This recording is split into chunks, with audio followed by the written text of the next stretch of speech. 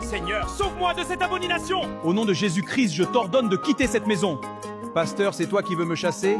Toi-même, tu n'as plus de vie de prière. Ton autel est éteint. Je te chasse, sors de ma maison maintenant.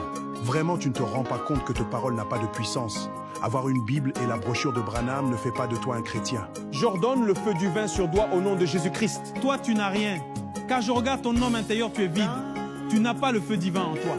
Tu ne peux pas m'arrêter avec ta foi. Ta résistance est futile.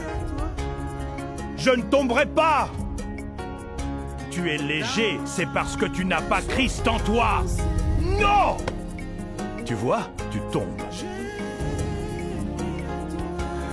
Nous, les sorciers, nous savons qui nous servons. Nous servons Satan et les démons. Et nous connaissons la puissance que nous invoquons. Nous ne jouons pas avec notre engagement.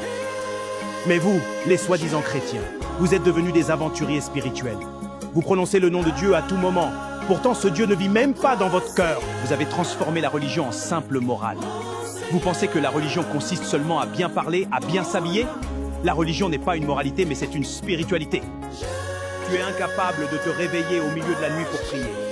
Tu aimes le confort, tu roules dans de belles voitures, tu habites de grandes maisons. Fais attention, le monde spirituel n'est pas un jeu. Vous courez derrière l'argent aujourd'hui, mais les disciples de Jésus de l'époque couraient pour délivrer des âmes liées par des démons. Voilà pourquoi ils étaient fouettés, attaqués par le gouvernement de l'époque. Savez-vous pourquoi nous ne nous attaquons pas à des hommes comme vous? Parce que vous ne nous menacez pas. Mais les disciples de Jésus nous ont chassés, ont détruit nos œuvres et ont libéré ceux que nous tenions captifs. C'est pourquoi nous les avons combattus avec acharnement. Comment cela? Vous ne priez pas assez pour ébranler notre influence. Vous ne jeûnez pas. Vous ne conduisez pas les âmes à une véritable repentance. Asseyez-vous. Je ne suis pas venu te faire du mal aujourd'hui. Je suis venu te parler en face. Je t'écoute. Dimanche dernier, dans ton église, tu as déclaré devant toute l'assemblée « Je défie les sorciers au nom de Jésus-Christ ». Oui, je l'ai dit. Je suis désolé, monsieur.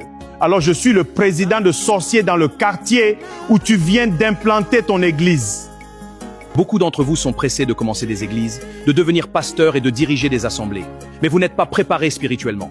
Car ce n'est pas la vitesse qui compte, mais la profondeur de la relation avec Dieu qui compte. Voilà pourquoi les pasteurs des églises de réveil, par manque de la puissance de Dieu, ils commencent à fabriquer leurs propres miracles, montés de toutes pièces. Et vous, les gens du message, qui prétendez suivre le prophète Branham. Le prophète Branham était un homme de prière. C'était un homme de consécration. Il passait du temps dans la présence de Dieu. Mais regardez-vous aujourd'hui. Vous êtes plongés dans des débats interminables, des débats doctrinaux sans fin. La guerre des citations est devenue votre occupation principale. Prochainement, si tu nous défies encore, je vais finir avec toi.